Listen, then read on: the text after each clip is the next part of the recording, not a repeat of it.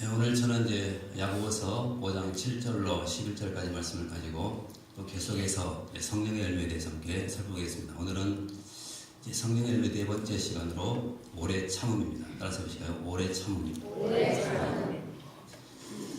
한 번 더 하십시오. 우리 집사님 성도님이 오래 참고 삽시다. 네. 참는 것이 성령의 열매랍니다. 네, 그럼 참으셔야 되겠죠. 유명한 중국 선교사 허드슨 테일러에게 한 사람이 찾아와서 이렇게 질문을 던졌습니다. 선교사님처럼 위대한 선교사가 되기 위한 조건이 무엇입니까? 하고 물었더니 허드슨 테일러가 이렇게 대답을 했습니다. 그것은 첫째도 있네요, 둘째도 있네요, 셋째도 인내입니다. 참 명답이라고 생각합니다. 그런데 이 인내는 선교사가 되기 위한 조건뿐만이 아니라 우리 모든 그리스도인들이 맺어야 될 열매라는 사실입니다. 그래서 갈라디아서에서 우리에게 성령의 열매를 가르칠 때 바로 네 번째 열매로 이 오래 참음의 열매, 다시 말하면 인내 열매를 가르치고 있는 것입니다. 자, 근데 중요한 것은 이 인내 열매, 오래 참음의 열매는 어떻게 맺을 수가 있는가 하면 한마디로 말씀드리면 성령의 역사가 있을 때만 맺을 수가 있다, 그렇게 말합니다. 그래서 이 열매는 바로 성령의 열매가 되는 것입니다.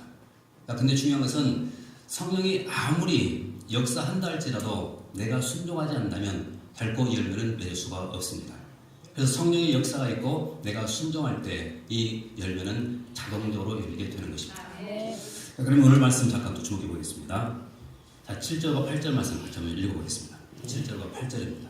시작. 그러므로 형제들아, 주께서 강림하시기까지 길이 참으라. 보라, 누가 땅에서 나는 귀한 열매를 바라고 길이 참아 이른비와 늦은비를 기다리나니 너희도 길이 참고 마음을 굳건하게 하라. 주의 강림이 가까우니라.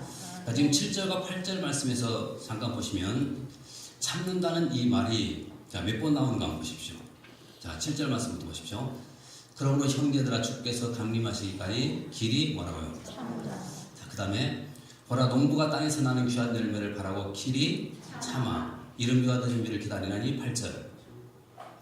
너희도 길이 참고 마음을 굳건하게 하라. 주의 강림이 가까우니라. 자, 지금 7절과 8절 말씀에서 길이 참다는 말, 참는다는 말이 몇 번 나옵니까? 네, 3번 나오고 있습니다. 근데 이 참는다는 이 말이 원래 마크로두미아라는 단어로 기록되어 있는데요. 이 두미아라는 말이 어떤 뜻인가 하면 분노가 난 상태를 말합니다. 분노가 난 상태. 여러분, 분노가 치밀어 오를 때 그때야말로 이 인내의 열매를 맺어야 될 그런 절호의 기회가 아니겠습니까? 자, 그렇다면 지금 끓어오르는 분노가 있는데 이런 분노 가운데서 내가 어떻게 하면 인내의 열매를 낼 수가 있을까? 오늘 그것을 잠깐 살펴보시겠는데요. 오늘 본문은 야고보서입니다.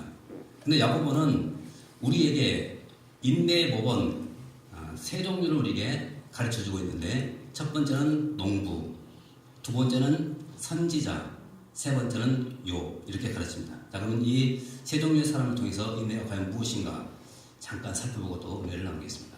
먼저 첫 번째는 농부입니다. 농부. 우리 잠깐 말씀 보십시오. 자, 7절 말씀 같이 한번 보겠습니다.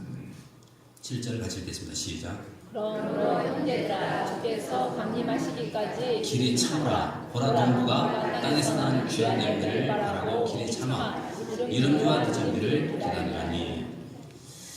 자, 농부를 통해서 또 선자를 통해서 욥을 통해서 배울 수 있는 교훈은 딱 하나, 인내를 배울 수가 있습니다. 인내. 자, 그런데 여러분, 농부를 한번 생각해 보십시오. 자, 우리가 농부죠. 봄에 씨를 뿌리고 가을에 열매를 거두기까지 농부는 뭐 해야 됩니까? 기다려야 됩니다. 기다려야 돼요. 만약에 어떤 농부가 봄에 씨를 뿌려놓고 기다리지 못하고 열매가 빨리 열리지 않는다고 해서 그것을 뽑아버린다고 한다면 그는 결코 추수 때에 아무런 열매도 거둘 수가 없습니다. 그래서 농부에게 있어서 가장 필요한 것이 뭐냐면 그 열매가 익을 때까지 기다리는 것, 인내가 필요한 것입니다. 근데 중요한 것은 인내하면서 어떤 태도를 취하는가 하는 것이죠. 성경은 뭐라고 하냐면 절대로 부정적인 삶의 태도, 즉 원망하지 말라 그렇게 말하고 있습니다. 자, 성경 보십시오. 자, 7절에서부터 9절까지 말씀 쭉 읽어보겠습니다. 네, 같이 한번 읽어보겠습니다. 시작. 그러므로 형제들아 주께서 강림하시기까지 길이 참으라. 보라 농부가 땅에서 나는 귀한 열매를 바라고 길이 참아 늦은 비를 기다리나니 8절. 너희도 길이 참고 마음을 굳건하게 하라. 주의 강림이 9절까지. 형제들아 서로 뭐하지 말고요? 원망하지 말라. 자, 원망하지 말라. 다시 말하면 기다리는 동안 절대로 원망하지 말라 그렇게 말씀하고 있습니다. 자, 그런데 아까 우리가 7절 말씀에서 잠깐 봤는데요. 자, 이른 비와 늦은 비가 잠깐 나오죠. 이른 비와 늦은 비. 이것은 우리가 아시는 것처럼 이스라엘의 독특한 그 기후입니다. 이른 비가 언제 내린가는 10월달에서 11월달까지 이른 비가 내리고, 또 늦은 비는 언제 내린가면 3월달에서 4월달 사이에 내립니다. 자, 그런데 중요한 것은 11월달에서부터 3월달까지 이 기간은 이스라엘 농부들 가운데서 어떤 기간인가면 아무것도 하지 않는 기다림의 기간입니다. 기다림의 기간. 그런데 어떤 농부들은 이 기다림의 기간을 잘못 사용합니다. 그래서 이웃들과 함께 다투고 싸우고 원망하다가 결국 망하는 사람들이 상당히 많이 있었다는 것입니다. 이런 모습들은 우리 농촌에서도 많이 일어나는 그런 보편적인 현상이죠. 농번기들은 열심히 일하는데 농한기가 되면은 이제 어떤 일을 하냐면 모여서 노름도 하고 또 싸우기도 하고 술 먹고, 그러면서 결국 가정이 또 무너지는 그런 경우들이 상당히 많이 있습니다. 그럼 그것을 보면서 우리가 생각하면 말씀 이해할 수가 있을 것입니다. 자, 그런데 이 기다림의 시간 우리가 어떻게 기다리는가, 여기에 따라서 분명히 우리의 삶의 질은 달라지게 되는 것입니다.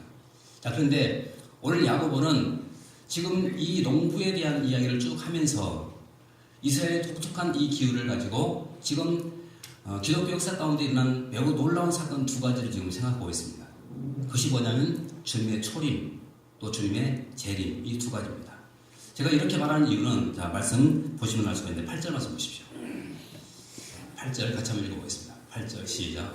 너희도 길이 참고 마음을 굳건하게 하라. 주의 강림이 가까우니라. 그렇죠? 자, 주의 강림, 재림이죠. 재림. 이미 주님은 초림이 지났습니다. 재림은 아직 임하지 않았습니다. 자, 그러면 우리는 지금 어떤 기간을 지금 살고 있습니까? 초림과 재림 그 사이를 우리가 살고 있습니다. 이는 마치 이스라엘 그 농부들이 바로 이른 비와 늦은 비 그 사이에 살면서 어떻게 사느냐에 따라서 그들의 삶이 결정되는 것처럼 주님의 초림과 재림 사이를 살아가는 우리가 어떻게 사느냐에 따라서 우리의 삶도 결정이 된다는 것입니다. 자, 그런데 중요한 것은 그 사이를 살아가는 우리가 어떻게 살아야 될 것인가. 성경은 뭐라고 하냐면 절대로 원망하지 말라 그렇게 말합니다. 다시 9절 말씀 보십시오. 9절 같이 한번 읽어보겠습니다. 시작. 형제들아 서로 원망하지 말라. 그리하여 심판을 면하리라. 보라 심판주가 문 밖에서 계시니라. 그렇죠. 자, 뭐라고 말합니까? 서로 원망하지 말라 그러죠. 뭐 때문입니까? 주님의 재림이 임하면 이제 주님께서 재림하시는 그날에는 어떤 모습으로 있다는 것입니까? 심판주로 오십니다. 심판주. 근데 만약의 경우에 우리가 이 기다림의 기간 동안 우리가 주님 앞에 원망하고 불평하고 살다 보면 결국 심판주로 오신 그 주님 앞에 우리가 어떻게 서겠느냐. 지금 그것을 지금 강조하고 있는 것입니다. 실제로 우리가 아시는 것처럼 이스라엘 백성들 한번 생각해 보십시오. 자, 출애굽했습니다. 그리고 약속의 땅, 가나안 땅까지 갑니다. 근데 이 광야 세월 40년 동안 그들은 하나님 앞에 어떤 범죄를 많이 저질렀습니까? 원망이었죠. 여러분, 원망하다가 결국 그들은 망하고 만 것입니다. 자, 그럼 보십시오. 농부들도 이른 비와 늦은 비 사이를 기다리는 동안 많은 사람들이 원망하고 불평하고 다투고 싸우다가 망했습니다. 이스라엘 백성들도 출애굽한 이스라엘 백성도 광야로 나와서 약속의 땅 가나안까지 가는 그 가운데에서 그들은 또 원망하다가 결국 하나님의 징계를 받고 만 것입니다. 그렇다면 지금 우리도 그런 시기를 지금 지나고 있다는 것입니다. 초림과 재림 사이, 그러니까 바로 이 어둠의 시기를 시간을 지금 지내고 있습니다.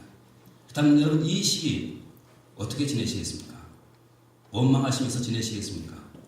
아니면 주님을 찬양하고 주님 앞에 감사하면서 인생을 사시겠습니까? 그래서 우리는 농부를 통해서 배울 수 있는 첫 번째 인내가 뭐냐면 이 기다림의 기간 동안 우리는 원망하지 말고 하나님께 감사하고 하나님께 순종하면서 인생을 살아가는 것입니다. 이게 첫 번째로 이런 메시지입니다. 그 다음에 또 두 번째입니다. 두 번째는 선지자인데 우리 10절 말씀 잠깐 보시겠습니다.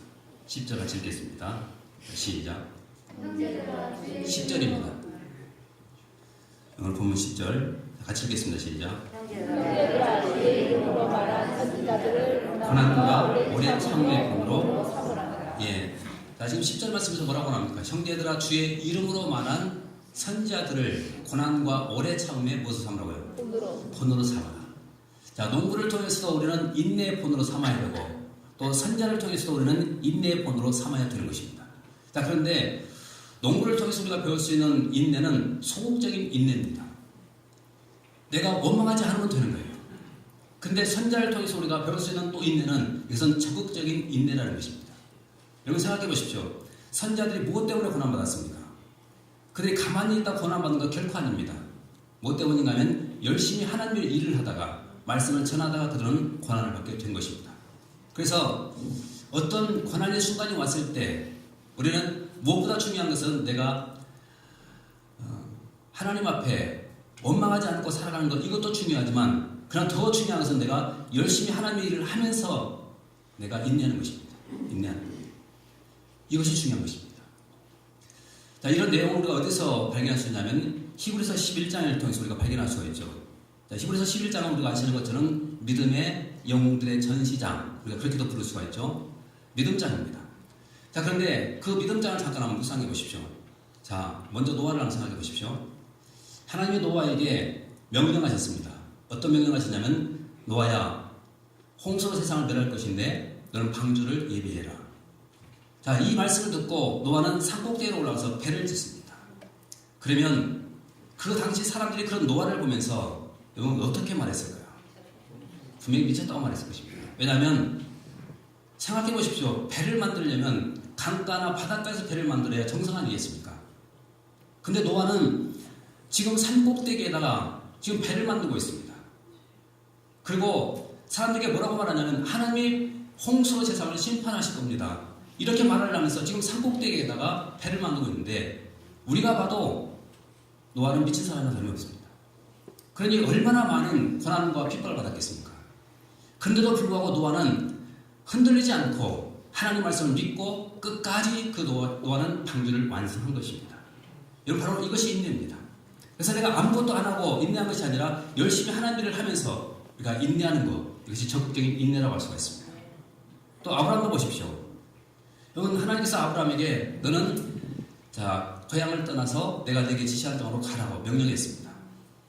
자, 그런데 아브라함은 한마디 대꾸도 하지 않고 그 하나님 말씀에 그대로 순종을 하죠. 그래서 다 정리하고 이제 하나님 지시할 땅으로 가는 것입니다. 갈 바를 알지 못하고 갔다고 성경 말하죠. 여러분 그때 그 고향 사람들은 어떤 생각을 가졌을까요? 여러분 아브라함은 비교적 성공한 사람입니다. 근데 성공한 그가 고향을 떠나서 아무도 알지 못하는 곳으로 지금 가고 있는데 고향 사람들은 분명히 그를 미친 사람을 또 욕하지 않았겠습니까? 그런데도 불구하고 아브라함은 그런 말에 개의치 않습니다. 자기에게 주어진 그 하나님 말씀, 이 말씀만 붙들고 그는 약속의 땅 가나안에서 가게 된 것입니다. 그럼 그 결과가 어떻게 됐습니까? 아브라함이 옳았죠. 그의 선택이 옳은 것입니다. 하나님이 그에게 약속의 땅을 축복을 해주신 것입니다. 또 모세를 생각해 보십시오. 여러분 모세가 이스라엘 백성들을 이끌고 지금 광야로 나왔습니다. 그런데 광야로 나와서 그 백성들을 이끌고 가는데 여러분 그 백성들은 모세에게 어떤 반응을 보였습니까? 조금만 어려움이 있으면 그들은 계속해서 원망하고 불평했습니다. 그런데 그 원망하고 불평한 그 이스라엘 백성들을 모세는 포기하지 않고 끝까지 이끌고 가는 것입니다. 어떻게 이것이 가능했을까요? 자, 성경 한번 잠깐 보실까요? 자, 히브리서 11장 27절 같이 한번 보겠습니다. 같이 읽어보겠습니다. 시작. 믿음으로 외국을 떠나 왕으로 제자냐 곧 보이지 아니하는 자를 보는 것 같이 하여 참았으며. 자, 여기 비밀이 나와 있죠. 자, 믿음으로 애굽을 떠나 왕의 도움을 무수하지 아니하고, 자, 곧 보이지 아니하는 자를 보는 것 같이 하며 뭐였다고요? 참았다라고 말했죠. 참았다. 근데 어떻게 해서 이렇게 참을 수가 있었는가? 그 앞에 비밀이 기록되어 있죠. 그것이 뭐냐면 보이지 아니하는 자를 보는 것 같이 하여 참았다 그랬습니다. 자, 보이지 아니하는 분 누굽니까? 하나님이시죠. 하나님은 절대로 우리 눈에 안 보입니다. 자, 그런데 보이지 아니하는 그 하나님을 마치 보는 것 같이 하면서 참고 또 참고 이 백성들을 이끌고 가는 것입니다. 아무리 핍박해도 아무리 원망해도 모세는 자기에게 주어진 그 사명을 열심히 감당하면서 백성들을 이끌고 간 것입니다. 여러분, 이 모세를 보십시오. 그래서 히브리서 11장 27절 말씀 맨 나중을 보시면요, 참았다라고 말하고 있습니다. 이것이 인내입니다. 인내. 자, 원망하고 불평하는 그 백성들, 여러분 성질 같으면 어떻게 해버리겠습니까? 모세는 능력 있는 사람입니다. 그냥 능력을 행사해서 그냥 때려버리고 싶지 않겠습니까? 그런데 모세는 그렇게 하지 않습니다. 참았습니다. 왜 그런가면 보이지 아니하는 자를 보는 것 같이 하면서 참고 또 참으면서 그 사명 감당했다는 것입니다. 여러분, 이것이 중요한 것 아니겠습니까? 펜위익이라는 선교사님이 계신데요. 유명하지는 않지만 상당히 훌륭한 선교사님입니다. 우리 선교사님 그러면 뭐 언더우드나 아펜젤러 같은 선교사님들을 우리가 생각하기 쉬운데, 이분은 우리나라에 들어와서 어떤 철학을 가지고 선교를 했냐면 남의 터 위에는 절대로 내가 집을 짓지 않는다, 이런 철학을 가지고 선교를 한 것입니다. 그리고 주로 시골에 들어가서 선교 활동을 했는데, 그가 활동한 곳이 어디냐면 원산입니다. 원산, 이북쪽에 원산 지역에서 이제 선교 활동을 했습니다. 그런데 한 번은 이제 그가 선교 활동을 하는데, 이런 일화가 있습니다. 열심히 복음을 전하고 있는데 그 복음을 반대하는 동네 청년들이 방해하기 시작합니다. 근데 뭐라고 방해를 하냐면, 그 펜위 선교사님에서 이렇게 말을 하기 시작해요. 서양 악기는 물러가라. 유부녀를 납치해가는 서양 악기는 물러가라. 어린아이를 유괴해가는 서양 악기는 물러가라. 여러분, 계속해서 이런 말로 펜위익을 지금 공격하는 것입니다. 그런데도 불구하고 그분은 한 번도 흔들리지 않고 평상시처럼 웃으면서 계속해서 복음을 전하는 것입니다. 그래서 한 번은 집주인이 물어봤습니다. 도대체 당신은 화가 나지 않습니까? 사람들이 저렇게 당신을 향해서 서양 귀신이라고 말을 하면서 물러가라고 하는데 왜 화가 나지 않습니까? 하고 물었더니 펜위익이 이렇게 대답을 해요.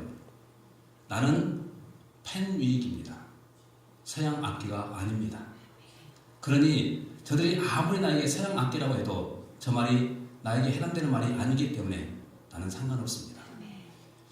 여러분, 그 말에 집주인이 크게 감동을 받고 예수를 믿었다는 그런 일을 하고 있습니다. 여러분, 이렇게 아무리 힘들고 어려워도 우리는 선자들의 그 모습을 우리가 늘 기억하면서 우리는 인내하고 또 인내하면서 하나님 주신 귀한 삶을 감당하는 것입니다.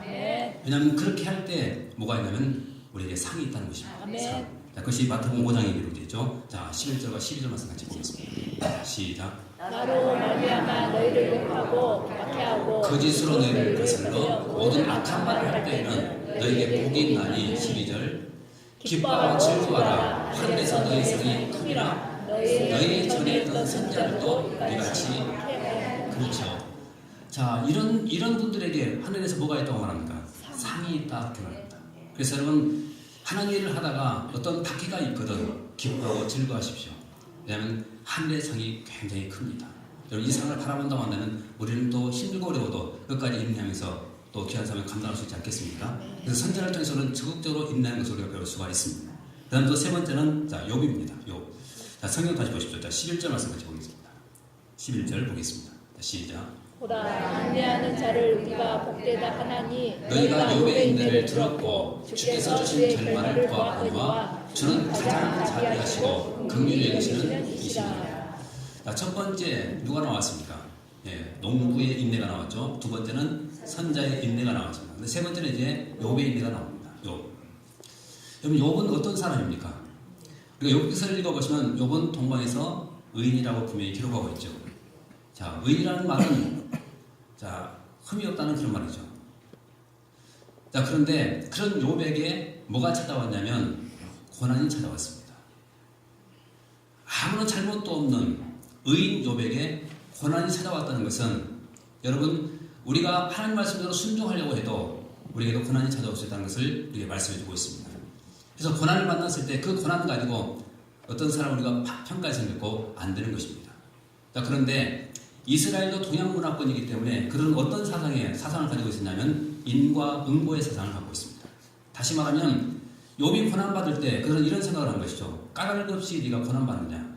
내가 분명히 하나님 앞에 죄를 지었기 때문에 네가 고난받는 것 아니냐? 그러면서 친구들이 와가지고 계속해서 욥을 괴롭히는 것입니다. 까닭 없이 고난받는 건 아니다. 근데 심지어 욥의 아내는 뭐라고 한 줄 아십니까? 많이 들어보셨겠지만 자, 뭐라고 하는 걸 잠깐 보십시오. 욥기서 2장 9절 말씀 같이 보겠습니다. 자, 같이 읽어 욥기서 2장 9절. 그 시편에 나와 있는 말씀 같은데. 자, 욥기서 2장 9절 같이 한번 보겠습니다.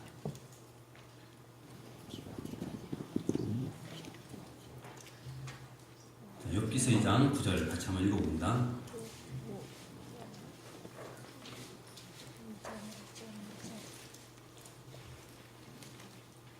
같이 읽어볼까요? 시작. 그의 아내가 그에게 이르되 당신이 그래도 자기의 온전함을 굳게 지키느냐 하나님을 욕하고. 자, 지금 2장 9절 말씀에 보면 지금 욥이 고난당할 때 그의 아내가 욥을 위로해야 당연한 것 아니겠습니까? 근데 위로하기는커녕 오히려 이렇게 지금 말을 하고 있습니다. 그의 아내가 그에게 이르되 당신이 그래도 자기의 온전함을 굳게 지키느냐? 그 다음 뭐라고 그러죠? 하나님을 욕하고 죽어라. 이것은 상당히 신사적인 표현이라고 말씀드렸죠. 원어로 보면 이것은 하나님을 욕하고 죽어라 이렇게 되어 있지 않고 하나님을 욕하고 되져라 그렇게 되어 있습니다. 되져라. 상당히 심각한 말이죠. 위로는 못할 망정 어떻게 남편에게 그렇게 말할 수가 있겠습니까? 하나님을 욕하고 되져라. 자, 그런데 욥은 이렇게 친구들로부터 그리고 아내마저 지금 그에게 뭐라고 말하냐면 공격하면서 하나님을 욕하고 되져버려라. 지금 이렇게 지금 비판하고 있는 것입니다. 그럼에도 불구하고 욥은 참았고 또 참았습니다. 그럼 어떻게 참을 수가 있었을까요? 자, 다음은 13장 15절 말씀 보십시오. 욥기서 13장 15절 같이 읽습니다. 시작. 그가 나를 죽이시리니 내가 희망이 없노라. 그러나 그의 앞에서 내 행위를 아뢰리라. 네. 자, 이 말씀은 좀 번역이 좀 잘못됐습니다. 자, 잠깐 보십시오. 그가 나를 죽이시리니 내가 희망이 없다. 마치 절망을 지금 얘기하는 것처럼 보이죠? 우리말 성경이 지금 이 번역이 좀 잘못됐습니다. 원래 이 말이 어떤 말인가 하면 이렇게 되어 있습니다. 그가 나를 죽이신다 할지라도 나는 여전히 그분을 의지하리라. 이런 말씀이 되어 있습니다. 여러분 그렇게 돼야 이 말씀이 맞습니다. 그가 나를 죽이신다 할지라도 나는 그분만을 의지하겠습니다. 바로 그런 내용입니다. 그리고 난 다음 그 욥의 입술을 통해서 아주 보석 같은 그런 고백이 나오죠. 우리가 다 알고 있는 내용이죠. 자, 욥기서 23장 10절 같이 보겠습니다. 자, 같이 읽습니다. 시작. 그러나 내가 하는 일을 그가 하시나니 그가 나를 단련하신 후에는 내가 순금같이 되어 나오리라. 나오리라. 자, 여러분 욥이 그 고난 속에서 인내할 수 있었던 비밀이 과연 뭡니까? 여기서 우리는 그 비밀을 얻을 수가 있죠. 네. 자, 이것입니다. 그러나 내가 가는 길을 그가 아시나니 그가 나를 단련하신 후에는 내가 순금같이 되어 나오리라. 지금 욥이 바라보는 것이 뭡니까? 마지막을 보고 있죠. 마지막이 뭡니까? 순금이라는 거예요. 이거 바라보면서 지금 욥은 이 고난을 이겨나가는 것입니다. 여러분 그렇다면 우리가 인생을 살아가면서 고난을 만났을 때마다 우리는 어떻게 우리가 이길 수가 있을까요? 고난을 바라보면 원망하고 불평하고 우리는 하나님 앞에 원망과 불평밖에 나오지 않습니다. 그러나 내가 마지막 결과를 바라본다면 우리는 원망과 불평이 아니라 우리는 하나님을 찬양할 수밖에 없습니다. 그래서 우리는 항상 무엇을 바라보냐면 마지막 바라보는 거예요. 마지막을 바라보는 거예요. 바로 이런 자세를 가지고 있던 사람이 바로 사도 바울이죠. 그리고 사도 바울도 로마서 8장 28절에서 뭐라고 말합니까? 같이 한번 보십시오. 로마서 8장 28절 같이 한번 보겠습니다. 다시 시작. 우리가 의로니와 하나님을 사랑하는 자, 곧 그의 뜻대로 부르심을 입은 자들에게는 모든 것이 합니까요? 예. 자, 우리는 분명히 안다는 것이죠. 뭘 압니까? 마지막이 선이라는 거. 이거 안다. 그래서 여러분, 사도 바울도 그렇게 많은 고난과 고통이 있었음에도 불구하고 참고 참을 수 있었던 그 비밀이 뭐냐면 마지막을 알았기 때문입니다. 마지막을. 그 마지막은 항상 선이라는 것입니다. 이 모든 것이, 모든 고난이 합력해서 나중에 마침내 우리는 선으로 하나님을 축복하실 거다. 여러분, 이 믿음을 가졌기 때문에 욥도 승리할 수가 있었고, 그리고 사도 바울도 승리할 수가 있었던 것입니다. 그래서 오늘 항상 마지막을 보는 겁니다. 지금 현재를 바라보는 것이 아니라 마지막을 보고 살아가는 존재. 그것이 바로 우리 그리스도인의 삶이라고 할 수가 있습니다. 여러분, 아브라함 링컨을 아십니까? 모르는 사람 없죠. 이 아브라함 링컨은 미국 사람들이 상당히 그 존경하는 대통령 가운데 한 분이죠. 물론 믿음의 사람입니다. 그리고 유머 감각도 굉장히 뛰어난 그런 사람입니다. 그런데 정치하는 그런 분이었기 때문에 이분에게도 정적들이 많았습니다. 근데 그 정적 가운데 누가 있었냐면 스탠튼이라는 사람이 있었습니다. 스탠튼. 이 사람은 아주 노골적으로 링컨을 공격했습니다. 비판했습니다. 그리고 심지어 이런 말로 조롱을 했죠. 생김새를 보십시오. 누구 닮은 것 같습니까? 예, 고릴라 닮지 않았습니까? 그래서 아브라함 링컨을 가리켜서 이렇게 조롱을 했습니다. 진짜 고릴라다. 진짜 고릴라. 그러니까 진짜 고릴라를 보러 동물원까지 갈 필요가 없습니다. 저 사람 보면 된다는 거예요. 그렇게 조롱했습니다. 여러분, 그 말을 들을 때 화가 나겠습니까? 안 나겠습니까? 날 수밖에 없죠. 그런데도 불구하고 링컨은 참습니다. 그리고 나중에 그가 대통령이 되죠. 그리고 장관들을 임명하는데 뜻밖의 그 자리에서 누구를 국방장관으로 임명하냐면 그 스탠튼이라는 사람을 국방장관으로 임명을 하는 거죠. 여러분, 국방장관이 상당히 중요한 자리잖아요. 근데 그 자리에 그 스탠튼을 임명하는 거예요. 그랬더니 측근들이 뭐라고 말하냐면, 아니 아직도 잊으셨습니까? 저 사람이 당신에게 했던 그 말들을 다 잊어버렸습니까? 하고 물었을 때 링컨이 이렇게 대답을 합니다. 지금 이 자리는 그 사람이 나에게 어떤 욕을 했느냐, 그것을 다루는 자리가 아니라 그가 정말로 이 국방장관을 잘 할 수 있는 사람인가, 그것을 논하는 자리입니다. 그렇게 얘기를 하고 국방장관에 임명을 했습니다. 그런데 장관이 되고 난 다음에도 이 사람은 링컨에게 그렇게 호의적이지 못했습니다. 계속해서 또 비판하고 그랬습니다. 그러다가 링컨이 죽죠. 죽었을 때 그 장례식장에 이 스탠튼이 찾아옵니다. 그리고 링컨의 그 관을 붙들고 엉엉 울면서 이렇게 얘기를 합니다. 내 평생에 나를 감동시킨 한 사람을 만났습니다. 그가 오늘 바로 내 앞에 누워 있습니다. 여러분, 누가 승리자입니까? 바로 아브라함 링컨이 승리자입니다. 어떻게 해서 승리할 수가 있었습니까? 인내했기 때문에 승리가 가능한 것입니다. 그래서 승리는 누구의 것이냐면 바로 인내하는 자의 몫이라는 사실입니다. 그래서 성경 우리에게 뭘 가르치냐면 인내를 가르치는 것입니다. 자, 그러면 이 인내의 열매를 우리가 어떤 상황에서 맺을 수가 있을까요? 아까도 말씀드렸죠. 마크로투미아, 바로 분노할 수 있는 그런 상황이라고 분명히 말씀드렸습니다. 그러면 분노할 수 있는 그런 상황 속에서 내가 인내를 열매를 맺게 된다고 한다면 가장 누가 기뻐하실까요? 하나님 기뻐하시죠. 그것은 내가 바로 성령의 열매를 맺고 있다는 증거가 되는 것입니다. 여러분, 이 열매로 하나님께 영광 돌리시고 또 쓰임하는 삶을 살게 되시기를 주님으로 축원합니다.